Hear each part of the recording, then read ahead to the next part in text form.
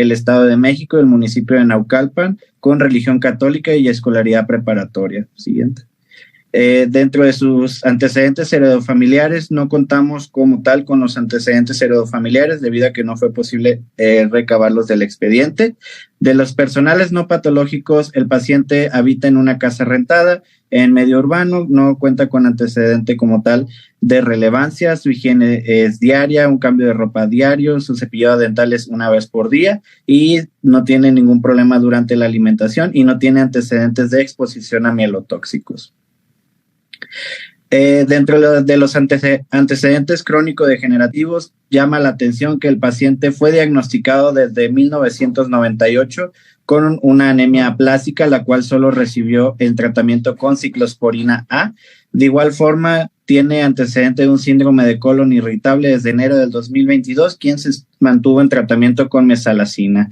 Niega quirúrgicos y ha sido transfundido en múltiples ocasiones con concentrados eritrocitarios. El paciente desconocía totalmente la cantidad exacta y niega algún tipo de reacción. Como tal, hospitalizaciones no ha tenido, sin embargo, este paciente ha ingresado a admisión continua, que es nuestra área de urgencias, 14 veces en total para transfusión de componentes eritrocitarios. Alergias refiere a la penicilina y a las sulfonamidas, presentando rash y su tipo de sangre es O negativo. Siguiente. Dentro de su padecimiento hematológico, pues lo que se pudo recabar es que el paciente inició en 1998 con un cuadro de astenia y adinamia, con disnea progresiva, cefalea y palpitaciones, siendo valorado en medio privado. Como tal, se le realizó una biopsia y un aspirado de médula ósea, los cuales concluyeron una anemia aplásica moderada, iniciando solo tratamiento con ciclosporina A. Siguiente, por favor. El paciente llegó a la consulta externa a nuestro hospital por primera vez hasta mayo del 2015, fue enviado de su hospital general de zona e ingresó con los laboratorios siguientes del 29 de abril del 2015. Se podía percatar que tenía una hemoglobina de 11.5, un hematocrito de 34 con un volumen corpuscular aumentado de 114 femtolitros, reticulocitos de 5.6% ya corregidos, leucocitos de 3.000 con neutrófilos de 1.200, una leve neutropenia y plaquetas de 182.000 completamente normales. Lo que llamaba la atención es que tenía un componente de LDH aumentado hasta 573 y una creatinina de 1.18. Sin embargo, el paciente se encontraba totalmente asintomático. Siguiente. Posteriormente, del 2015, el paciente siguió su tratamiento con ciclosporina A. Sin embargo, cuando en el 2018 llega el paciente a la consulta externa nuevamente con una disminución de la hemoglobina con los laboratorios del 11 de abril de 9.4, igual con un volumen corpuscular aumentado, y empieza a tener reticulocitos, empiezan a disminuir, y el componente y leucocitos de 2.500, neutrófilos continuaba con neutropenia leve y plaquetas normales. Básicamente fue este motivo con el cual, aparte de que se empezó a aumentar la LDH hasta 1.160, en el que se empezó a sospechar de una posible causa secundaria una posible hemoglobinuria paroxística nocturna debido al componente de la LDH.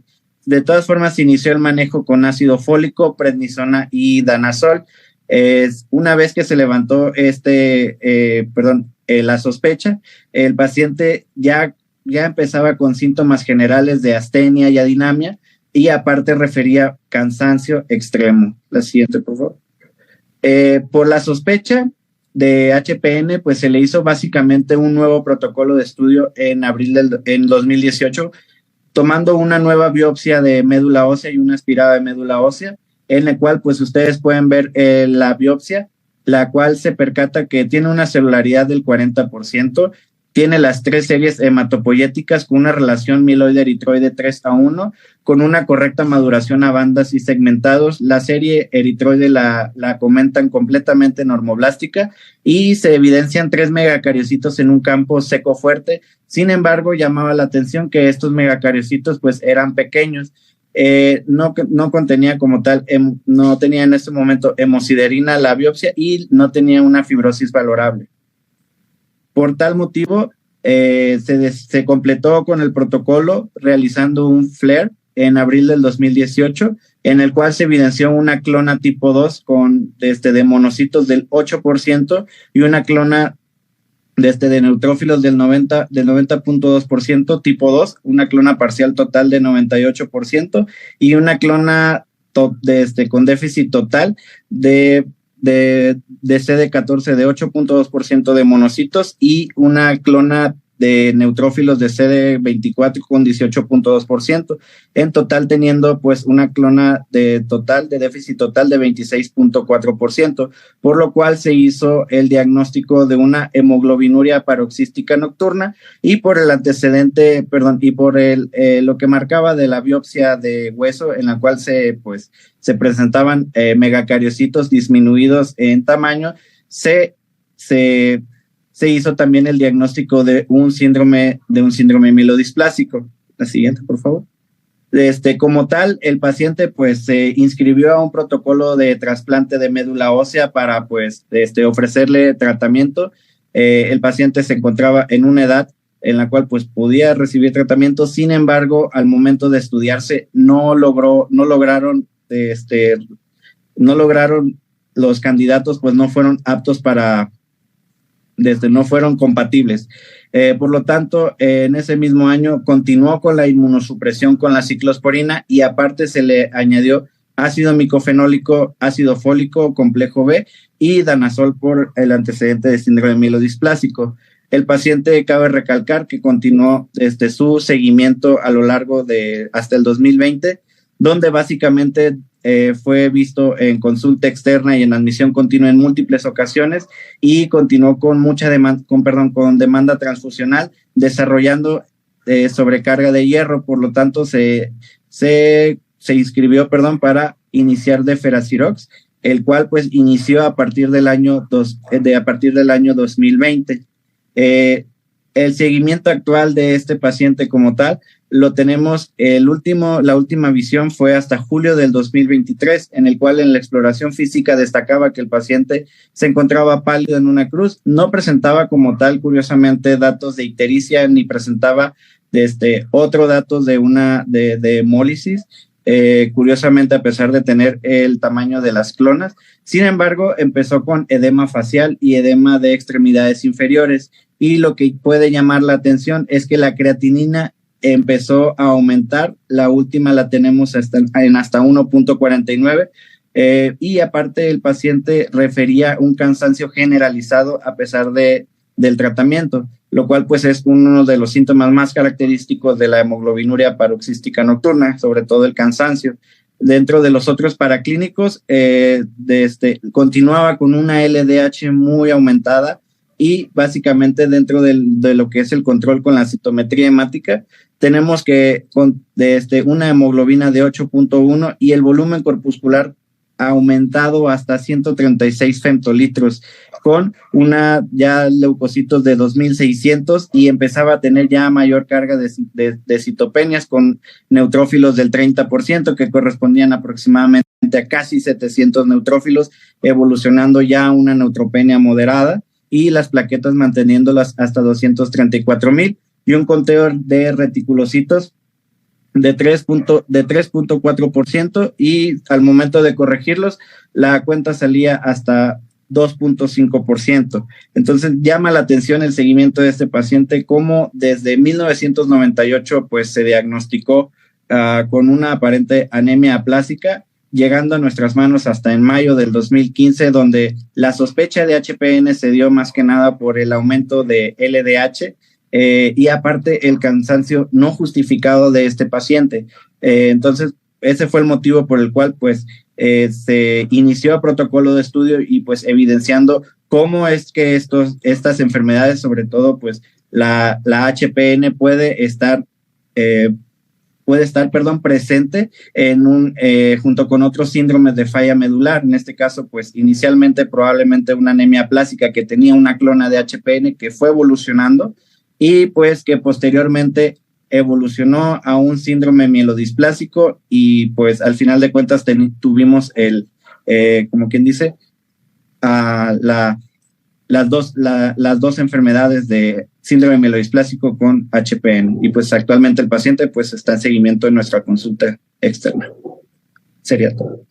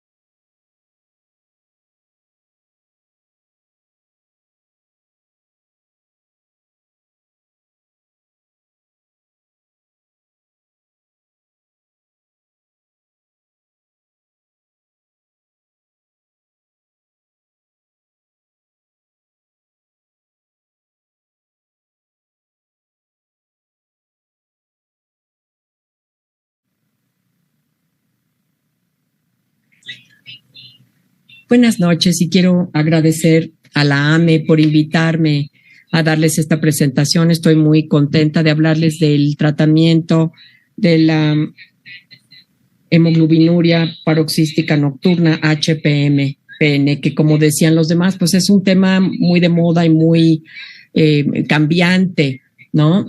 Dado el surgimiento del pegcetacoplan hace un par de años y también pues prevemos para el corto plazo la aprobación de otros agentes inhibidores del complemento, que serán obviamente muy importantes. Estos son mis conflictos de interés. Brevemente.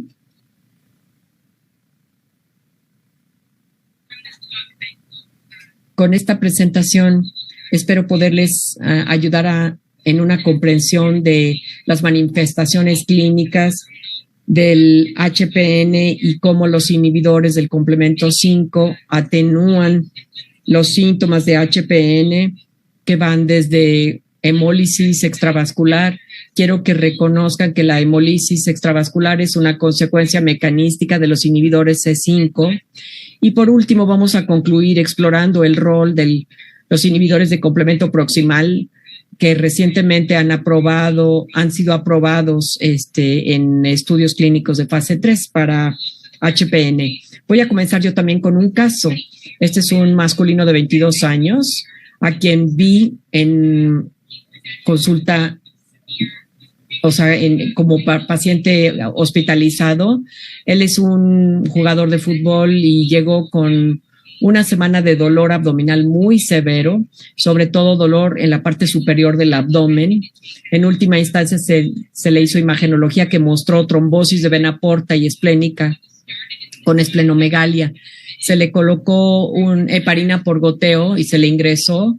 Vemos aquí que la hemoglobina es de 6.8 con, citopenia moderada. Sí tenía un recuento elevado de reticulocitos y su LDH muy elevado, 1885.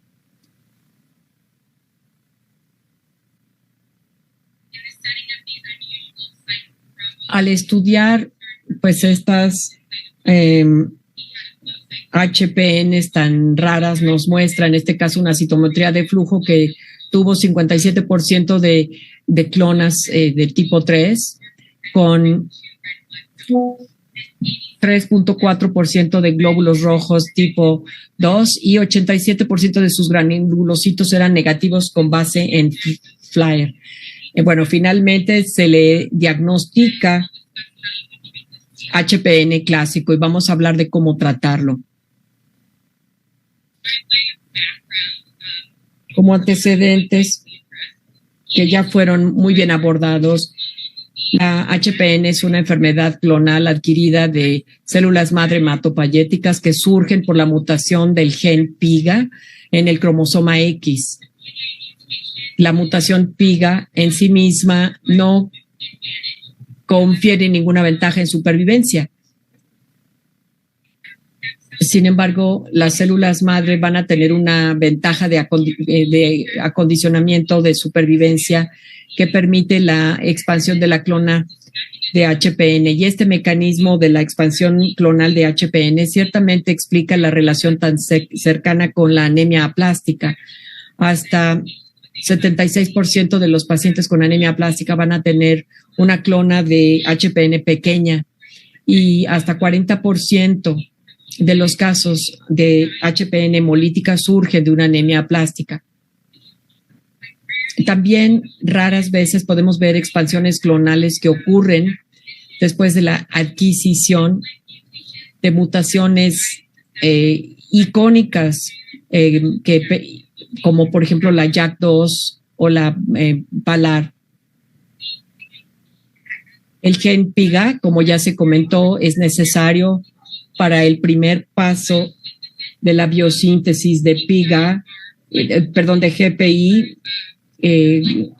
Son glucolípidos que anclan a muchas proteínas a la superficie celular, el GPI o la GPI, particularmente CD55 y CD59 que regulan el complemento de la superficie de la célula. Entonces puede haber, si son células 2, deficiencia parcial o ausencia en las clonas de células de tipo 3 en cuanto al anclaje de la proteína. Así que tenemos aquí el esquema del sistema del complemento. Mecanísticamente, los pacientes con HPN tienen hemolisis crónica por niveles bajos de complemento desafiado por la vía, que se conoce este mecanismo como takeover. Es una hidrólisis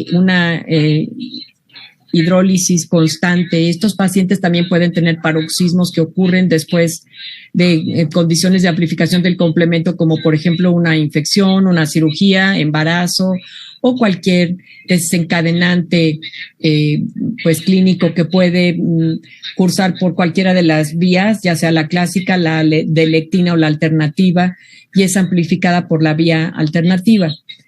CD55, aquí es un regulador unido a la membrana que regula el ensamblaje y la estabilidad de la convertasa C3 y es muy importante sobre todo para la hemólisis intravascular. CD59 bloquea el complejo de ataque de la membrana, evitando la inserción de C9 en la membrana. Entonces, cuando tenemos deficiencia de CD55 y CD59 en los eritrocitos, esto lleva a la hemólisis extravascular, sobre todo en estados de bajos con la vía alternativa. Las principales manifestaciones clínicas de HPN que ya fueron discutidas. Bueno, voy a revisar muy brevemente, solo desde el punto de vista del tratamiento. La hemólisis intravascular es una hemólisis mediada por complemento. Después la trombosis. A partir de nuestro caso pudieron ver que puede ser o venosa o arterial la trombosis, y entonces súbitamente vemos trombosis típicas en HPN como embolia pulmonar o trombosis venosa profunda. Sin embargo, los pacientes con HPN a menudo expresan trombosis que de gran tamaño, que puede ser devastadora, como por ejemplo en los senos venosos cerebrales o en la vena abdominal, o como el síndrome de Ben-Chiari o de la vena porta. Y sabemos que el riesgo de coagulación aumenta cuando la clona de los leucocitos es mayor del 50%. Y como otros ya les explicaron, los pacientes tienen cierto grado de falla medular y eso es parte de la patogenia de la expansión clonal de la HPN. En lo que respecta a las manifestaciones clínicas de la hemólisis intravascular, los pacientes manifiestan anemia, fatiga, sangrado, disnea, no sangrado, la anemia lleva a fatiga y a disnea, y hay varios padecimientos que ocurren como resultado de la depresión del óxido nítrico, como la disfunción eréctil, los espasmos esofágicos, que llevan a dificultades de deglución y dolor abdominal. Y de hecho, el caso anterior me recordaba que hemos tenido varios pacientes diagnosticados con enfermedad inflamatoria intestinal, que de hecho, después del diagnóstico de HPN, pues más bien es tiene un origen isquémico. Aquí vemos la hemoglobinuria y puede llevar a falla renal. Por último, la trombosis. Ciertamente la hemólisis intravascular desempeña un rol muy importante en la trombosis porque, bueno, aunque no es toda la historia, porque también hay algunos complementos, plaquetas y leucocitos que llevan a la activación y al estado inflamatorio y trombosis subsecuente. Y súbitamente hay algunos raros pacientes que tienen predominantemente clonas de glóbulos rojos tipo 3, o, por ejemplo, granulocitos HPN agrandados que pueden explicar la trombosis muy marcada en ausencia de hemólisis particular. Y estos pacientes, además de probar los marcadores hemolíticos, les hacemos la prueba de dímero D y con un umbral bajo para determinar, pues con imagenología, los resultados y ver los síntomas. En cuanto a la historia natural de HPN, con respecto a los inhibidores, bueno, la mediana de supervivencia es de 10 a 20 años. Antes de estos inhibidores, la trombosis era la causa principal de la muerte y ocurría esta en más del 40% de los pacientes y representaba 2/3 de las muertes. Cuando pensamos en los inhibidores de complemento y el rol que estos inhibidores tienen, pues es muy importante de recordar que los efectos de los inhibidores del complemento pues son fundamentales para reducir la mortalidad. Y hay más o menos 2 o 3% de los pacientes con HPN que tienen leucemia aguda o anemia aplásica. Ahora, inhibidores de complemento, ¿qué es lo que hacen? Bueno, sabemos que pueden controlar la hemólisis intravascular, sabemos que van a reducir sustancialmente el riesgo de trombosis, no tienen efecto sobre la falla medular y es muy importante mantener esto en mente, particularmente en pacientes que tienen juxtaposición del síndrome de falla medular como anemia aplásica, que puede ser bastante desafiante de tratar. Y bueno, pues dependiendo también de las contribuciones de cada una de estas enfermedades, las indicaciones de tratamiento, pues si los pacientes tienen trombosis por HPN, hay que tratarlos indefinidamente con inhibidor de complemento. La anemia sintomática o la dependencia a la transfusión. Y también estas son indicaciones del tratamiento y si hay síntomas severos como síntomas vasomotores o fatiga generalizada. Y esto para remachar un poco este punto, la presencia o el tamaño de la clona de HPN no dicta la necesidad de tratamiento. Más o menos la tercera parte de los pacientes que tienen clonas detectables de HPN van a tener HPN clásica o hemolítica con el riesgo de trombosis. Las clonas de HPN ocurren muy comúnmente en el ámbito de síndrome de falla de médula ósea y síndrome de falla adquirida de médula ósea. De hecho, la presencia de una clona de HPN puede ayudar a distinguir la anemia aplásica adquirida de la heredada o del síndrome de falla medular heredada. Y algunos de estos pacientes tienen clonas más pequeñas de HPN y hay un rol limitado de los inhibidores de complemento porque la anemia básicamente se deriva de la falla medular. Pero dicho esto, hay pacientes que ciertamente tienen HPN recombinado con anemia plástica que sí se benefician de estos inhibidores de complemento. Y los pacientes que tienen una anemia severa con HPN utilizamos eculizumab con éxito como puente hacia el trasplante de médula ósea, es decir, hasta el momento en que puedan ser acondicionados. El eculizumab fue el primer inhibidor de complemento aprobado para HPN en el 2007. Es un anticuerpo monoclonal humanizado contra el complemento C5 y ravulizumab fue aprobado después en el 2018. Básicamente es pues el mismo compuesto que el eculizumab, salvo por que hay una sustitución de 4 aminoácidos que lleva a una vida media más prolongada. El ravulizumab se dosifica cada 8 semanas, el eculizumab se dosifica cada 2 semanas y pueden observar aquí que el eculizumab y ravulizumab bloquean la acción de C5 convertasa en C5 y evitan así la formación del complejo de ataque de membrana, con lo cual evitan la hemólisis intravascular. Así que las lecciones que hay que llevarnos con respecto a los inhibidores de complemento terminal nos muestran que estos medicamentos son muy efectivos, disminuyen o eliminan la necesidad de transfusión de eritrocitos, es decir, las transfusiones de glóbulos rojos se eliminan más o menos en 70% de los pacientes y mejoran sustancialmente la calidad de vida y los síntomas en estos pacientes. Y lo que es más importante, reducen el riesgo de trombosis en más de 90%. Y esto se ha traducido en una mejoría en la mortalidad, de manera que ahora la mortalidad en estos pacientes con HPN, con inhibidor de complemento, es comparable a los controles equiparados por edad. Estos son medicamentos seguros. El efecto secundario más común que reportan mis pacientes es cefalea con la primera dosis o algo así.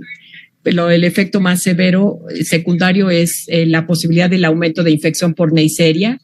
Y el resto, bueno, es más o menos de 0.5% al año, así que quiere decir que a estos pacientes hay que vacunarlos. Y los pacientes de menos de 40 años pues tienen algunos otros riesgos, que por lo cual hay que mantenerlos con antibióticos profilácticos. Antes de que progresemos más en nuestra discusión de los inhibidores de complemento, quiero discutir con ustedes el concepto de hemólisis intravascular de brecha. Por lo general, esta es bien controlada con inhibidores de complemento, pero puede haber episodios de hemólisis intravascular que ocurren en estos inhibidores del complemento que se define como la reaparición de la hemólisis a un grado de LDH mayor a 1.5 o 2 veces el límite alto normal en un paciente que previamente estaba bien controlado con LDH de menos de 1.5 veces el límite superior normal, reducción de la hemoglobina y reocurrencia de síntomas de la HPN. Hay 2 tipos de hemólisis de brecha que tienen ustedes que conocer. Una es la de farmacocinética, que resulta de niveles plasmáticos o del medicamento en sangre insuficientes, y habrá una elevación del C5 libre. Todo esto se observa no raramente en pacientes con eculizumab, sino 10 o 15% de los pacientes que están recibiendo eculizumab tienen evidencia de hemólisis de brecha. Hemos visto el resurgimiento de hemólisis y síntomas de HPN que aumentan hacia el final del intervalo, y anteriormente esto se trataba con acortamiento del intervalo de dosis o aumentando la dosis. También existe el concepto de la hemólisis de brecha farmacodinámica que resulta de un padecimiento de amplificación de complemento, por ejemplo, una cirugía, un embarazo, una infección o una inmunización. Lo vimos mucho con COVID-19 o con un gatillo autoinmune en pacientes que han tenido, pues, por ejemplo, algún otro padecimiento autoinmune.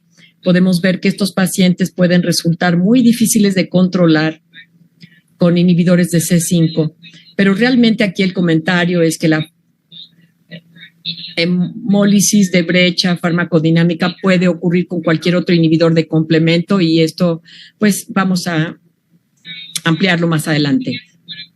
Supongo que la forma en que hemos tratado en nuestro centro, pues preferimos el ravulizumab por encima del eculizumab. Uno de los grandes factores aquí es su practicidad, porque se dosifica cada 8 semanas versus cada 2.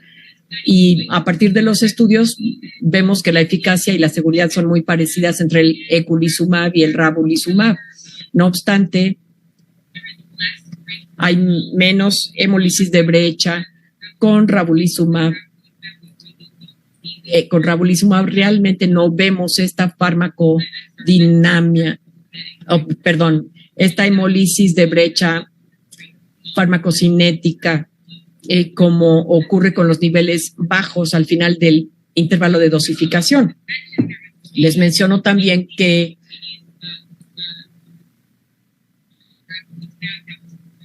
se aprobó en el 2022 una forma de ravulizumab subcutánea semanal. Yo todavía no la utilizo y no la usamos en mi centro, por lo tanto no lo conozco. Volviendo al caso 1 y a cómo tratamos a este paciente, los pacientes con trombosis, sobre todo, pueden tener sitios críticos en la trombosis, como en este caso, y hay que darles un inhibidor de complemento inmediatamente. En última instancia, en el hospital, a veces empezamos con eculizumab, pero esto es alguien que va a tener que estar con inhibidores de complemento de largo plazo. Por eso se prefiere el ravulizumab. Para pacientes que tienen estas trombosis relacionadas a HPN, yo prefiero y todavía prefiero aún así utilizar un inhibidor de C5 por encima de los inhibidores de complemento, porque tenemos datos de más largo plazo que nos muestran la reducción en el riesgo de trombosis. Le dimos al paciente profilaxis antimicrobiana, se le inició con amoxicilina y después de la primera dosis de eculizumab o ravulizumab lo vacunamos contra meningitis por Neisseria. En general, en pacientes que tienen hemolisis severa o trombosis, pues sabemos que las vacunas pueden ser un padecimiento que complementa. Entonces, nuestra práctica general es vacunar pronto después de la primera dosis de inhibidor de complemento y dar profilaxis con antibioterapia. Este último punto es un poco controvertido, pero en donde yo practico en nuestro centro, se considera que si un paciente está bien controlado con un inhibidor de C5 y si no tienen otros factores de riesgo de trombosis, consideramos que la HPN fue debida a un evento provocador que ha sido controlado y entonces consideramos darles anticoagulación solo por 3 a 6 meses y después suspender la anticoagulación si siguen con el inhibidor de complemento. Voy a mencionarles brevemente el embarazo porque puede ser,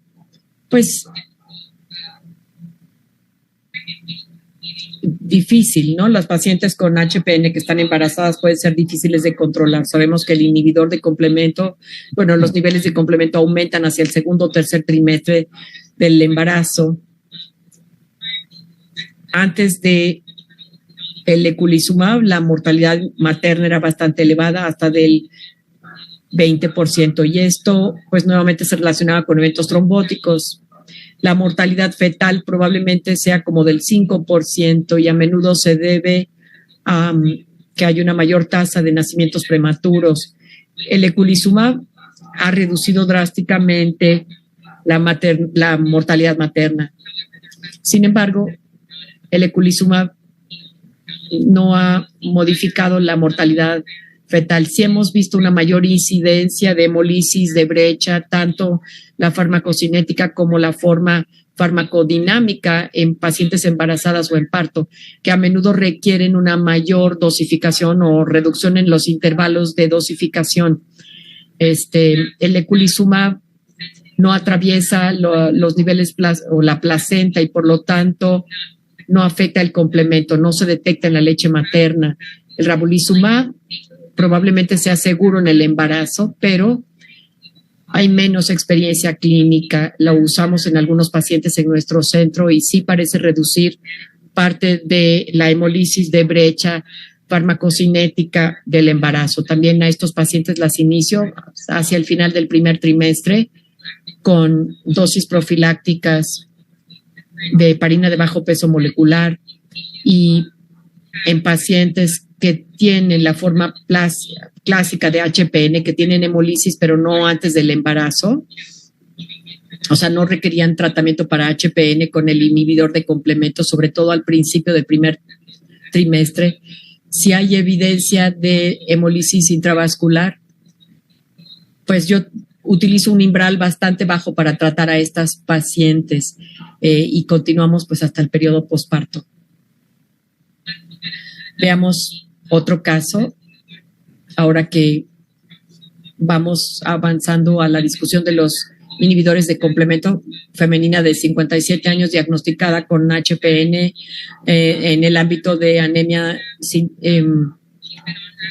sintomática, y bueno, lleva año y medio con ravulizumab y sigue requiriendo ciertas transfusiones intermitentes. Ha requerido de 2 transfusiones en el último año y reporta una fatiga constante, significativa. En el lado derecho pueden ver que su hemoglobina es cerca de 9.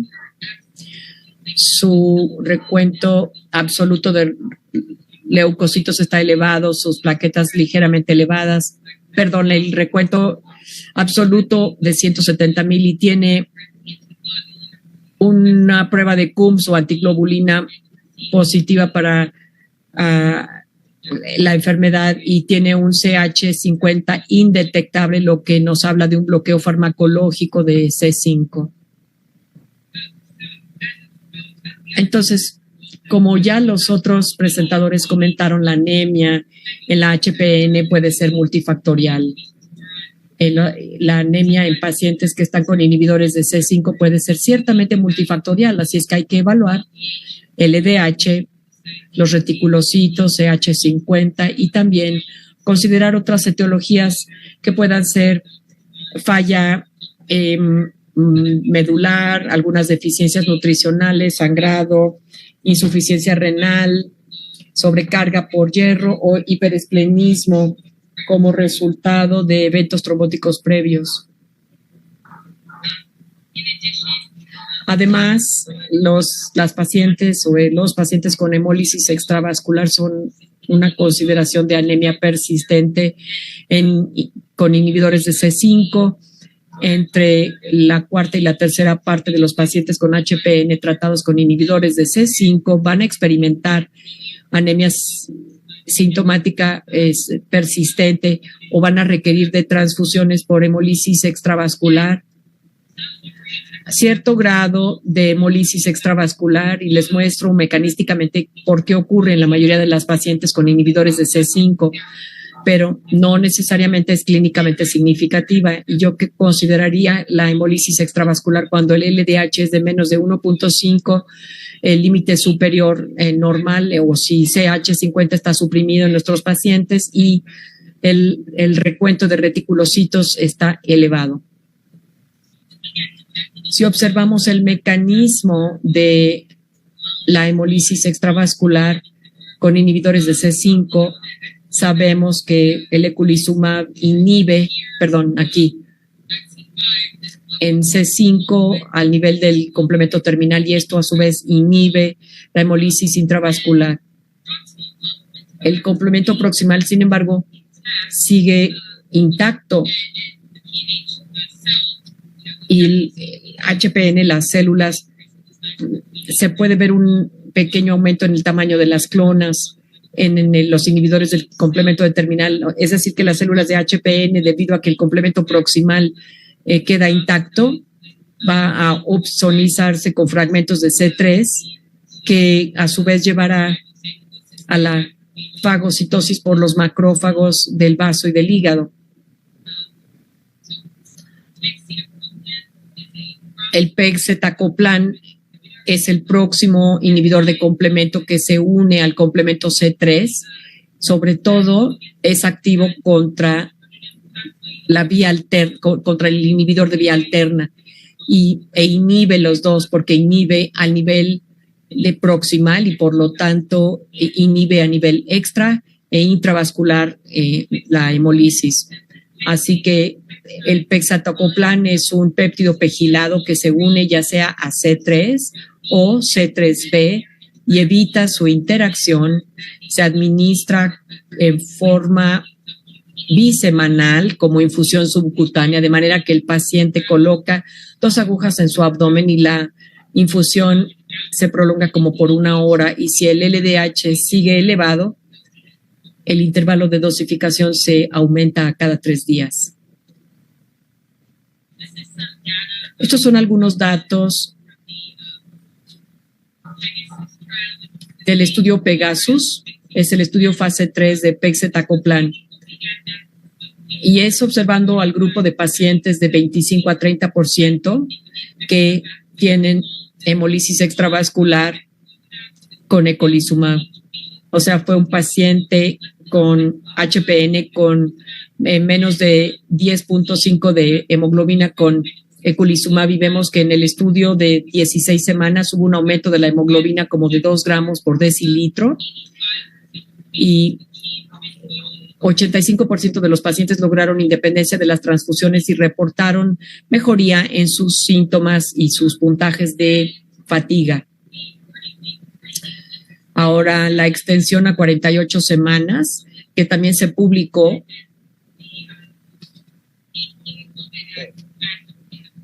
la mediana de hemoglobina fue de 11 miligramos por decilitro, es decir, que es independiente de la hemoglobina y de las transfusiones. Los eventos adversos más comunes son reacciones del sitio de la inyección, diarrea. No hubo ninguna infección meningocócica reportada, y hasta donde yo tengo conocimiento, algunos pacientes han estado ya recibiendo el pegcetacoplan pues por hasta 48 semanas, y bueno, no se ha reportado ninguna infección por meningococo. En el estudio de extensión de 48 semanas hubo un 15% de los pacientes que interrumpieron el fármaco. 6 pacientes interrumpieron el pegcetacoplan debido a eventos hemolíticos. Y es importante reconocer que estas hemolisis, eventos de brecha con pegcetacoplan, al igual que casi todos los inhibidores de complemento, tienen el potencial de ser mucho más profundos que con los inhibidores C5. Ya hubo varios casos de eventos severos de hemolisis de brecha que pudieron haber sido hasta mortales, en donde los pacientes tuvieron LDH de 10 a 15 veces el límite superior de lo normal, en forma parecida a los pacientes con HPN sin tratamiento, y probablemente esto se deba a la corta vida media del pegcetacoplan. Pero es importante entender que ahora que tenemos bloqueo de la hemólisis intra y extravascular, la clona va a volverse del glóbulo rojo muy grande, y entonces tienen una mucho mayor sobrevida estas células, y las clonas pueden de hecho vivir hasta más de 90%, asemejan mucho al tamaño de la clona de HPN de los glóbulos blancos. Si tenemos hemólisis de brecha, se puede tener una clona muy grande, y bueno, pues habrá vulnerabilidad. En general, estos eventos son tratados con transfusiones de apoyo. Ha habido reportes de dosis únicas de eculizumab dando el pegcetacoplan diariamente o cada 3 días, pero es importante entender que el pegcetacoplan, debido a que es subcutáneo, no inhibe de inmediato, mientras que el ecu y ravulizumab, sí inhiben inmediatamente. Y con estos eventos hemolíticos masivos, pues realmente sí hay preocupación del riesgo de trombosis en estos pacientes. Hasta ahora la incidencia de trombosis con pegcetacoplan parece ser parecida a inhibidores de C5, pero se necesita de más tiempo todavía. Ciertamente el tiempo no los confirmará, y vamos a tener que tener estrategias de manejo quizá más estrictas para estos pacientes con inhibidores de complemento proximal. También les voy a mencionar muy brevemente que hubo un estudio de pegcetacoplan en pacientes vírgenes a inhibidores de complemento, de acuerdo a la mejor terapia de apoyo. Vemos aquí que no hubo comparación directa entre los inhibidores de C5 y el pegcetacoplan en pacientes vírgenes a inhibidores de complemento, pero pueden ver que hubo resultados muy pues específicos de los pacientes vírgenes a tratamiento versus los que no. Bueno, este es de hecho un paciente que vimos creo que hace un par de semanas. La intención es que sea un caso para instrucción, masculino de 56 años con historia de HPN, y se le cambió después de ravulizumab, se le cambió a pegcetacoplan. Se va de viaje a nivel internacional, se olvida de su dispositivo, Se le olvidó el dispositivo para infusión. Lo tenía en el refrigerador y llegó al centro de infusión después de 2 dosis omitidas y con una enorme fatiga, disfagia, dolor torácico y abdominal y hemoglobinuria, y su hemoglobina estaba en 4.6. Su LDH había subido a 3,400. O sea, es un paciente con muy buen apego. Y claro, pues siempre hay errores humanos involucrados, pero simplemente hay que entender una hemólisis de brecha, lo grave que puede ser cuando se tienen clonas de eritrocitos como estas. En estos últimos minutos voy a hablar de algunos de los estudios fase 3 de los inhibidores de complemento que están en proceso. Primero que nada, el itacopan inhibe la vía alternativa, el factor de complemento B, evita de esta manera la hemólisis intra y extravascular. Es un medicamento oral 2 veces al día. Hubo un estudio fase 3 y los datos se liberaron y presentaron en la ASH hace casi 9 meses como parte de la presentación de un resumen, y es una terapia con iptacopan en pacientes, fue parecido al estudio Pegasus,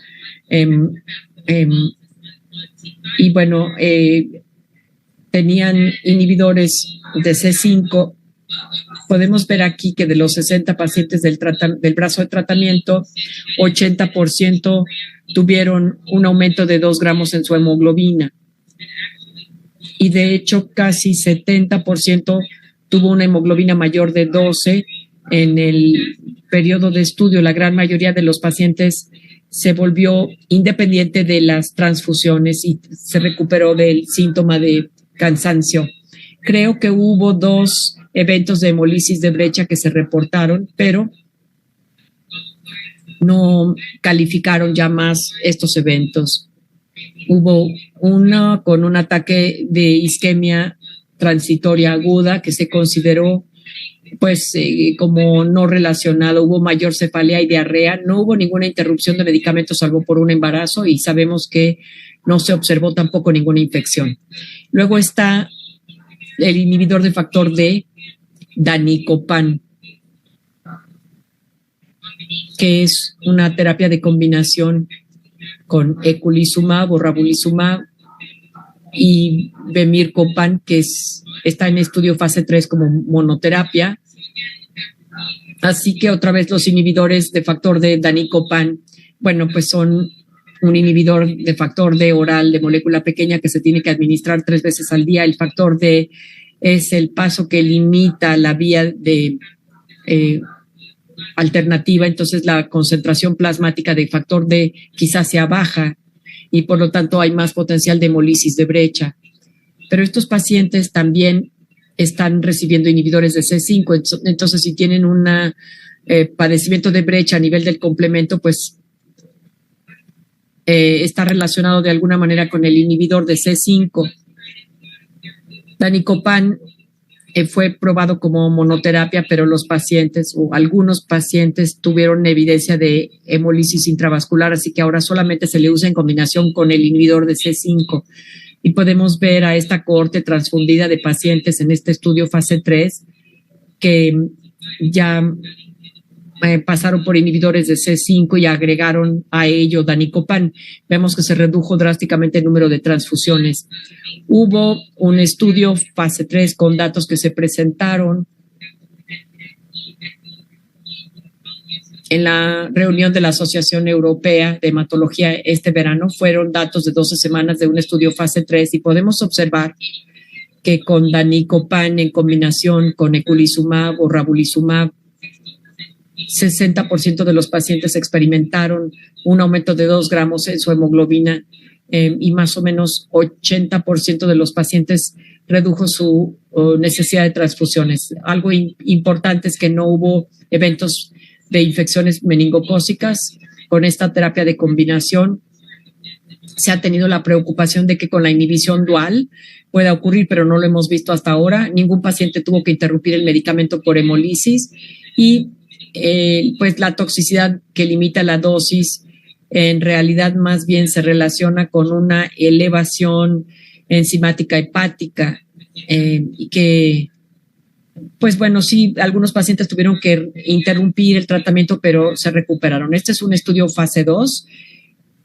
Bemircopan es un medicamento que es un inhibidor del factor F 2 veces al día con una mayor potencia y con una gran afinidad de unión.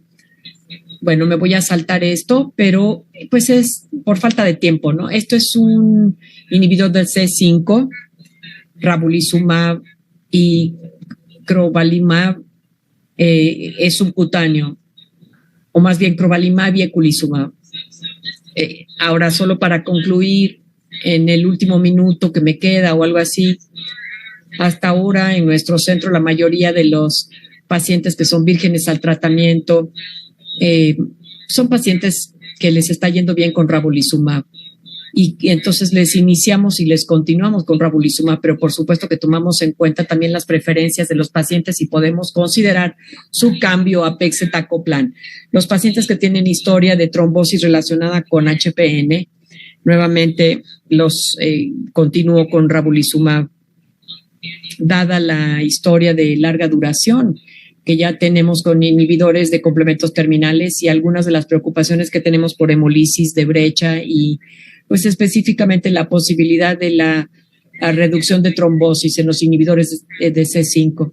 Hasta ahora hemos visto esto ya con los inhibidores de C5, pero estamos esperando más datos. También si son mujeres en edad fértil, yo prefiero el inhibidor de C5. Ahora, si se requieren transfusiones debido a hemolisis extravascular, pues comento con el paciente, ya sea o inhibidor de C5 o pegcetacoplan, dependiendo de lo que converse con el paciente. Y vamos a concluir con esta diapositiva, que es un esquema. Suponiendo que todos estos agentes pudieran ser autorizados en el futuro cercano, creo que las cosas que tendremos que considerar serán el apego del paciente. O sea, si el paciente está en completo apego, yo continuaría con el inhibidor de C5. Si tienen hemolisis extravascular o historia de trombosis, yo consideraría en ese grupo quizá más danicopan y ravulizumab juntos, y en pacientes que tienen un buen apego y que no tienen historia de trombosis y no tienen preferencia, pues ciertamente creo yo que vamos a ver los inhibidores de complemento proximal cada vez más, dependiendo de su aprobación. Muchísimas gracias.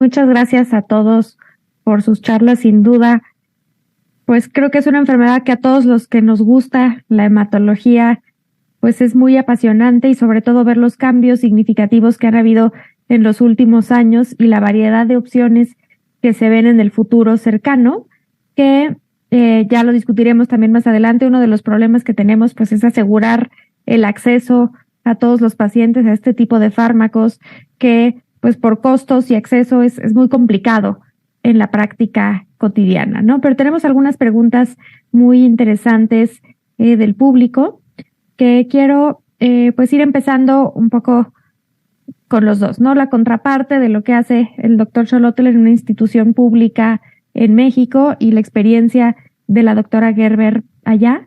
Y es un poco sobre el seguimiento de estos pacientes. Nos preguntan específicamente, pues en cuanto a estudios de laboratorios, cómo deberíamos de seguir a estos pacientes.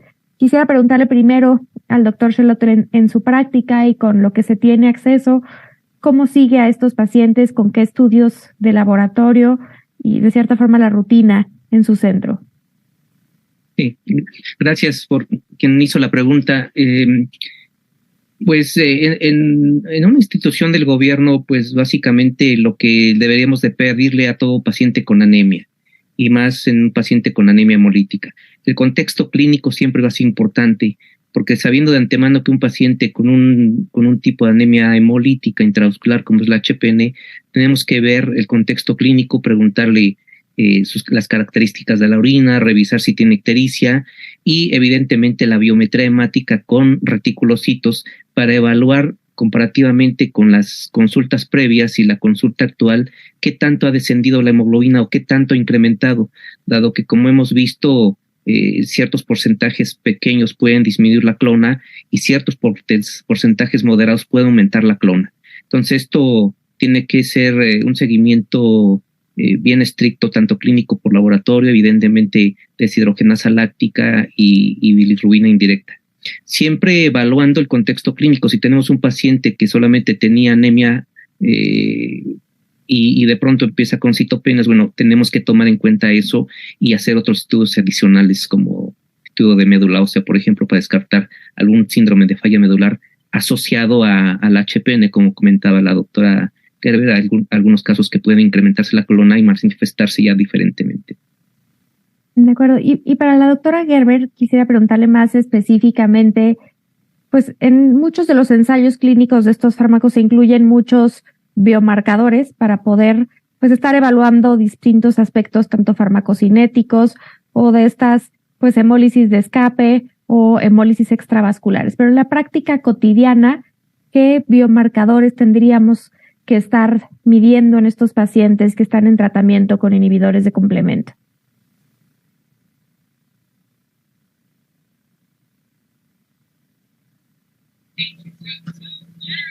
Gracias. En general, seguimos el recuento, la biometría hemática, el recuento de reticulocitos y LDH. Es a lo que damos seguimiento en todos los pacientes. Inicialmente lo hacíamos 2 veces al año y después anualmente si el tamaño de la clona es relativamente estable, pero si el paciente está teniendo cambios en su recuento sanguíneo o sus marcadores de hemolisis, ciertamente esto podría requerir que se repita el estudio ahora en pacientes que tienen un LDH elevado. En general, bueno, si están recibiendo un inhibidor de complemento terminal como eculizumab o ravulizumab, vamos a revisar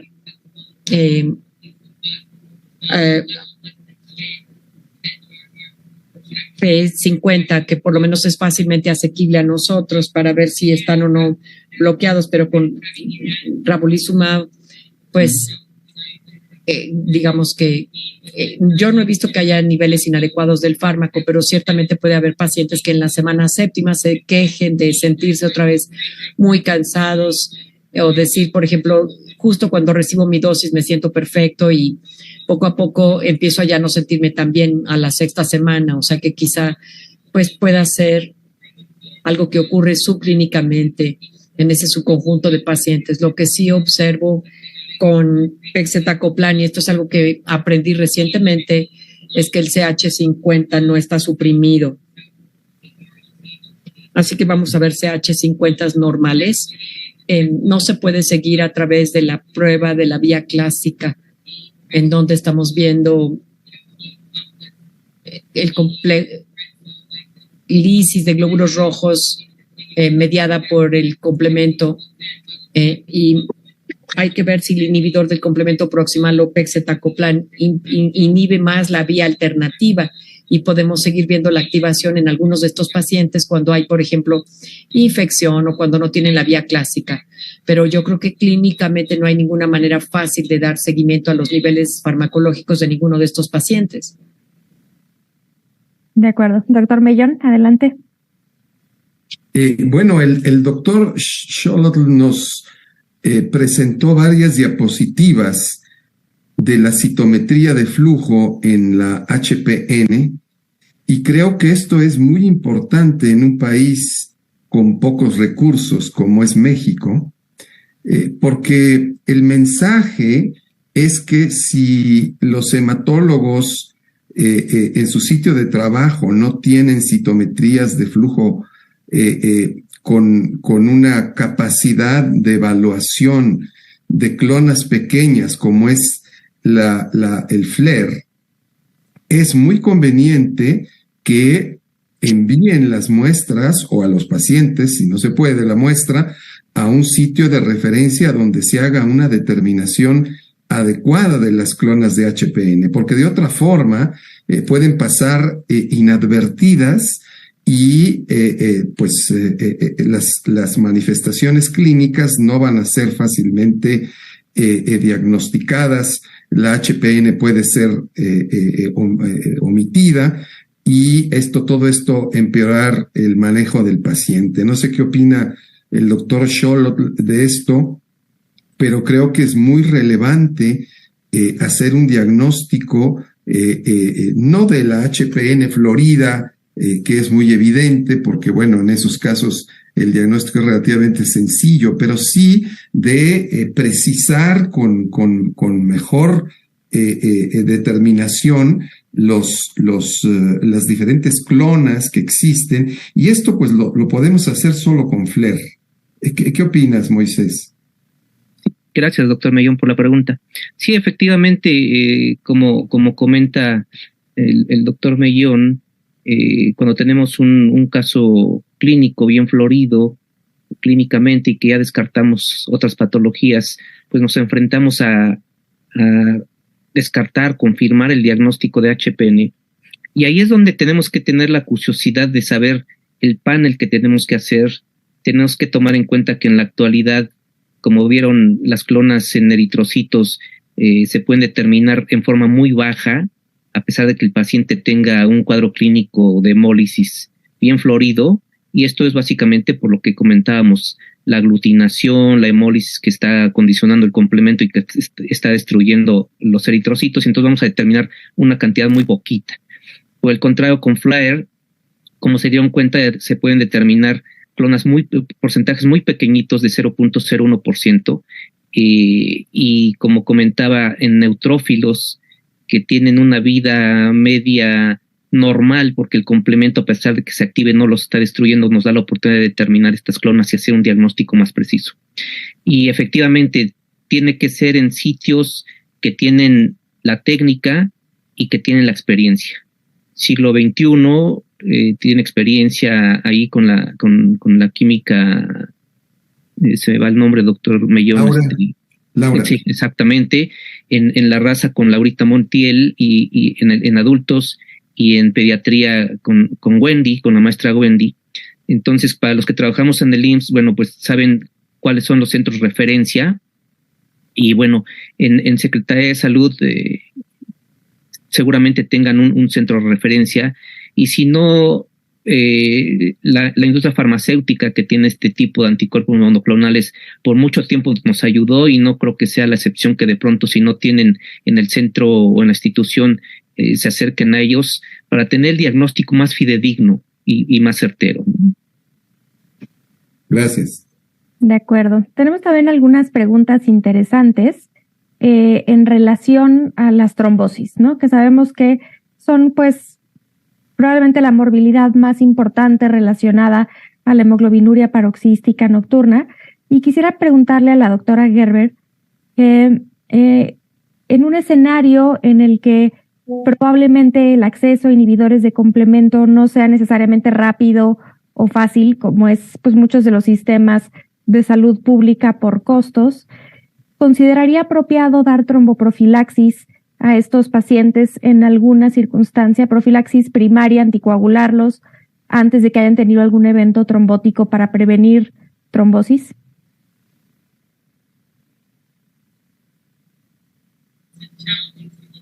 Pues es una situación desafiante porque ciertamente sabemos que los pacientes anticoagulados con HPN siguen formando coágulos y tienen muchos eventos de coágulos. Y de manera estándar, pues aquí no hacemos profilaxis solo para HPN, sino que pues hay pacientes a quienes, por ejemplo, hacemos seguimiento de los dímeros D cuando tienen clonas grandes de leucocitos o si tienen síntomas, por ejemplo, como dolor abdominal o qué sé yo, los consideramos para imagenología, pero sobre todo si los recursos son limitados y si el riesgo de sangrado es importante, pues hay cierto grado de falla de médula ósea y algunas otras cuestiones que hay que considerar. Pero yo creo que hasta que quizás se pueda iniciar el inhibidor de complemento, pues creo que lo razonable sería tratar a estos pacientes con... La pregunta era si ya tuvieran el coágulo, perdón, o si todavía no lo tienen. Un paciente que nunca ha tenido alguna trombosis, ¿no? Como profilaxis primaria. Probablemente un paciente que ya se trombosó es más fácil la decisión, pero en un paciente que nunca ha trombosado. Yo nunca he utilizado tromboprofilaxis en los pacientes, en realidad en general no, o fuera del embarazo. Ciertamente tenemos pacientes a quienes damos seguimiento con grandes clonas de HPN, ¿no? Y no los tenemos con tromboprofilaxis. Doctor Mellon. Eso es fuera del hospital. La doctora Gerber y su grupo han publicado experiencia interesante con relación al uso de anticoagulación o más bien a usar anticoagulación limitada en los pacientes que reciben inhibidores de C5 y que están bajo un buen control. El reducir la exposición a anticoagulación a 3 o 6 meses puede ser algo que sea importante porque la anticoagulación siempre expone a los pacientes a tener otro tipo de complicaciones.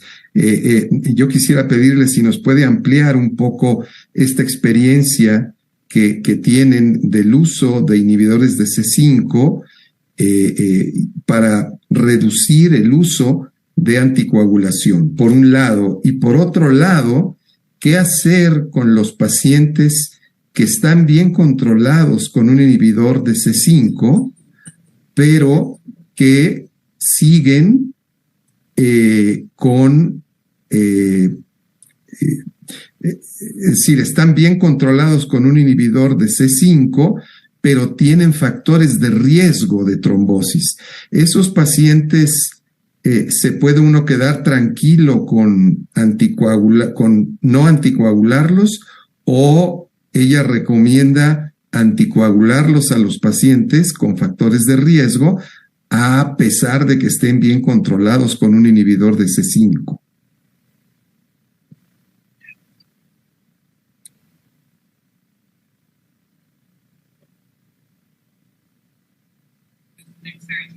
Gracias por su pregunta y lamento la interrupción. Esto es algo controvertido, ¿no? Y no es algo que todo el mundo practique.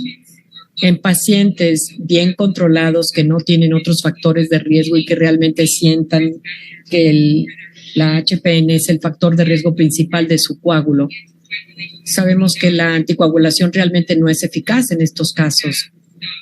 Por eso, pues, hemos visto como a 20 pacientes, pero hemos suspendido la anticoagulación en estos pacientes y los hemos observado hasta por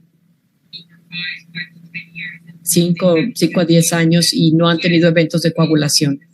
Es interesante que aquellos pacientes que tuvieron eventos de coágulos fue, por ejemplo, después de una cirugía ortopédica Ciertamente estos pacientes pueden obtener o pueden desarrollar coágulos todos los días o coágulos después de la cirugía, y esto lo vemos, pero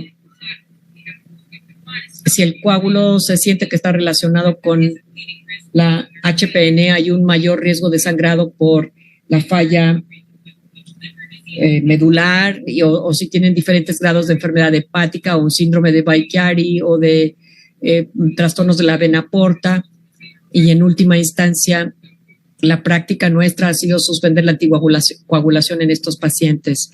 Y los que hemos visto, como les decía yo, son pacientes post cirugía ortopédica. Claro, esta es una decisión compartida con el paciente. Yo creo que si alguien tiene un factor de riesgo continuo o continuado de coagulación, pues yo los trataría. O sea, si yo fuera, el paciente, yo optaría por la anticoagulación, ¿no?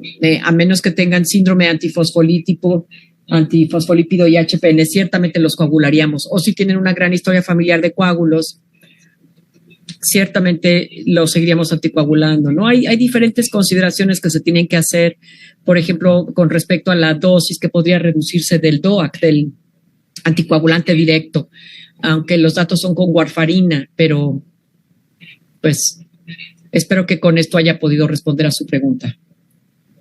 Gracias. Muchas gracias, doctora. Hay también algunas preguntas acerca de cuándo decidir el cambio a algún otro inhibidor distinto del complemento, que creo que en su charla lo explicó bastante bien, pero sin duda pues es muy atractivo mejorar la calidad de vida de los pacientes con infusiones menos frecuentes o con vías de administración distintas a la intravenosa. Y la pregunta muy concreta es cómo hacer el cambio, ¿no? Particularmente entre eculizumab y ravulizumab, ¿hace alguna medida en particular para hacer el cambio en cuanto a ajustes de dosis o cuándo empezar el siguiente fármaco, etcétera?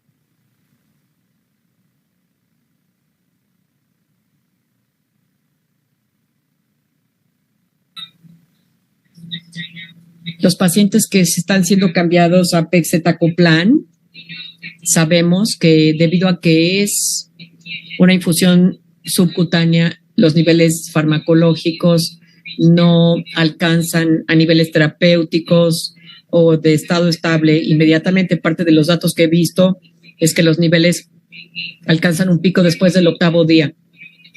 En general, en los estudios, estos pacientes se traslaparon con el inhibidor de C5, o sea que hubo como 4 semanas de traslape durante el estudio. Como ya les dije, la mayoría de los pacientes están con ravulizumab, entonces sí los traslapábamos, o sea, con las 2 terapias simultáneas para no tener este periodo en donde no tuvieran inhibición del complemento. Y en los pacientes vírgenes a inhibidor de complemento que empezaron con pegcetacoplan, pues estos pacientes iniciaron sin inhibidor de complemento 5 traslapado. Tengo que ser honesta, yo solamente he cambiado a personas que por diferentes razones, ¿no? Por ejemplo, alguna reacción alérgica al ravulizumab o al eculizumab, ¿no? O por hemolisis extravascular. Como que no he tenido pacientes que inicien por otras razones, pero yo consideraría que sí es factible darles la dosis de inhibidor del complemento de C5, pues ciertamente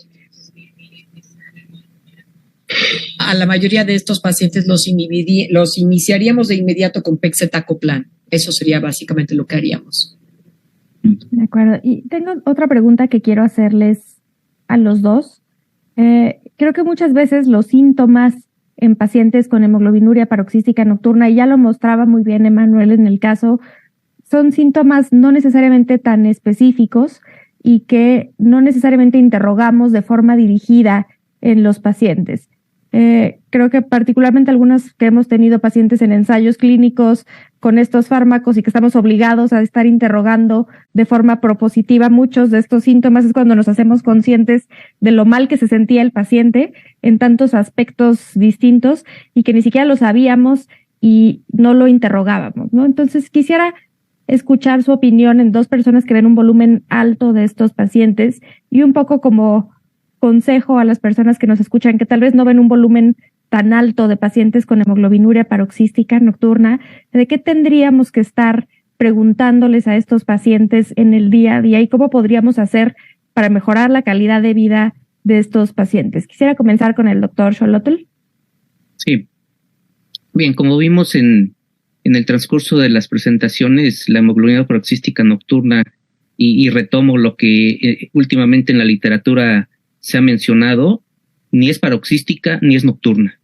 El complemento se está activando todo el día y todo el día el paciente puede tener hemoglobinuria y puede tener todos los síntomas que vimos en la primera diapositiva. Entonces, con base a todos los síntomas que condiciona el descenso de óxido nítrico, el descenso de hemoglobina, el riesgo trombótico, en forma intencionada, consulta tras consulta hay que preguntarle al paciente síntomas de disfagia, de dolor abdominal, si empieza a tener transaminasemia, no solamente pensar en sobrecarga de hierro, sino pensar en algún proceso trombótico a nivel de la vena porta. Otra situación que pasamos por alto y que deteriora la calidad de vida personal de este tipo de pacientes es la disfunción eréctil. Entonces creo que es un punto que también tenemos que investigar y en realidad este grupo de pacientes debe tener un grupo multidisciplinario para que la calidad de vida y la detección de alteraciones sistémicas se puedan detectar y paliar tentativamente o temporalmente mientras tenemos el acceso al inhibidor de complemento. De acuerdo. Doctora Gerber, ¿algo que pueda agregar al respecto? Estoy totalmente de acuerdo con el doctor Xolotl. Yo creo que pues la pregunta se hizo muy específicamente, ¿no? El cansancio puede ser tan difícil de evaluar en realidad que, digo, por muy específico que uno quiera hacer, ¿qué es lo que les impide hacer, por ejemplo, ese cansancio? ¿Cómo es su actividad diaria, no? Porque el cansancio pues puede ser variable. Yo he oído de algunos pacientes que dicen, me siento cansado, pero puedo llevar a cabo mi vida diaria y hasta voy al gimnasio. Y en cambio otros que me dicen, estoy cansado y con trabajo sí pueden atender a sus hijos, por ejemplo, o faltan al trabajo o a la escuela, o faltan a citas con ustedes porque estuvieron agotados. Entonces, por muy granular que uno pueda hacer, el preguntar específicamente sobre cuestiones como la disfunción eréctil o el doctor abdominal es importante porque en estos pacientes incluso las trombosis pequeñas intestinales en imagenología pueden ser engrosamientos o realces, el aspecto que tengan, ¿no? O a lo mejor podrían asemejarse a una colitis y podría ser una trombosis. Entonces hay que tener pues una historia clínica muy detallada. De acuerdo. Doctor Mellón, adelante. Con relación a este tema de prevención, siendo la trombosis la causa principal de muerte, ¿qué podemos hacer para identificar? ¿Hay alguna información que nos permita predecir de alguna forma los pacientes que tienen más riesgo de trombosis, además de los factores conocidos de trombosis? Porque hay pacientes que tienen gran hemólisis continua durante mucho tiempo y nunca hacen trombosis. Y por otro lado, hay pacientes que no tienen un cuadro tan florido, pero que su primera manifestación es una trombosis grave. ¿Qué se puede hacer para prevenir estos casos? ¿Podemos comenzar con el doctor Xolotl? Sí, bien, ya en realidad quisiera retomar lo que se preguntó y se comentó hace un rato. En el transcurso de la emergencia de los inhibidores de complemento, en el estudio Shepard se demostró que dar tratamiento profiláctico no cambiaba ni modificaba el riesgo trombótico. Y en el estudio Shepard se documenta que solamente el inhibidor de C5 es el que podría tener una relevancia en este punto, ¿no? Hay algunas publicaciones donde se ha evaluado, de hecho, si no mal recuerdo, también en nutrición se ha realizado estudios donde se han determinado algunas proteínas procoagulantes y anticoagulantes en este grupo de pacientes con HPN. En este momento, una de las químicas tesistas que trabajan en el Instituto Nacional Politécnico y la Raza está terminando de hacer una evaluación similar. Pero hace años otra alumna trabajó la ultraestructura plaquetaria en pacientes con HPN y las plaquetas están sumamente activadas en HPN. Entonces, creo que valdría la pena en casos que tenemos con pacientes con HPN medir proteínas procoagulantes y anticoagulantes, incluso cuando el paciente tenga dolor abdominal o edema de alguna extremidad que sugiera trombosis. Creo que hay que determinar dímero D y con base a ello, la edad, si es diabético, hipertenso, pues ahora sí iniciar el tratamiento tromboprofiláctico. De acuerdo. ¿La doctora Gerber quiere agregar algo?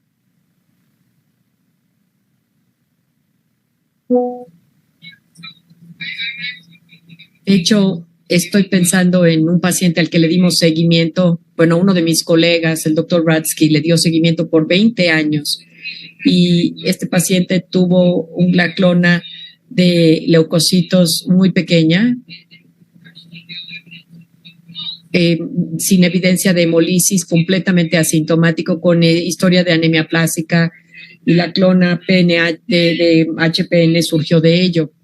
Y le dimos seguimiento a su dímero D en las citas, y creo que esto es muy importante de determinar y de determinar también las tendencias, ¿no? Para ver, bueno, justamente por un exceso de precaución encontramos lo que en realidad resultó ser evidencia de una trombosis de la aorta. Y bueno, inició inmediatamente ravulizumab, pero ciertamente esto es una muy buena pregunta porque puede ser muy difícil valorar, como ya dijimos, pues hay pacientes con HPN hemolítico y no van a desarrollar trombosis, o bien pacientes con una larga historia de HPN que van a desarrollar la trombosis a la larga. Entonces yo creo que aunque no hay excelentes datos per se, el seguir los dímeros D serialmente en estos pacientes y ver la tendencia de estos pacientes puede ser muy valioso. Gracias. De acuerdo. Pues por cuestiones de tiempo ya nos tenemos que despedir para dejarlos ir a dormir, que ya es tarde y han sido pues ya 2 horas de una gran sesión. Quiero darles las gracias a los dos. Sin duda es un tema muy interesante y que cada vez vamos a estar escuchando más cosas. Es pues una maravilla poder tener todas estas opciones de tratamiento que mejoren de forma sustancial la calidad de vida de los pacientes y poder prevenir todas estas complicaciones. Muchas gracias a los dos y le dejo al doctor Mellón las últimas palabras para cerrar la sesión. Pues muchas gracias tanto al doctor Xolotl como a la doctora Gerber por sus presentaciones y sobre todo también por sus comentarios. Solo quiero decir que los hematólogos hemos estado hemos tenido muy presente la relación entre el complemento y la trombosis por la HPN, pero tuvimos que esperar que viniera el COVID-19 para hacer evidente las alteraciones del complemento y su relación con la trombosis, cómo el complemento y la trombosis están muy relacionados y lo sabemos los hematólogos desde hace mucho tiempo por la HPN. Muchas gracias a los dos por sus presentaciones.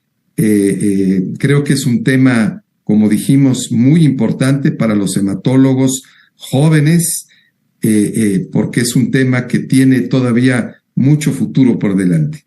Gracias, que tengan ustedes muy buenas noches. Hasta luego. Buenas noches.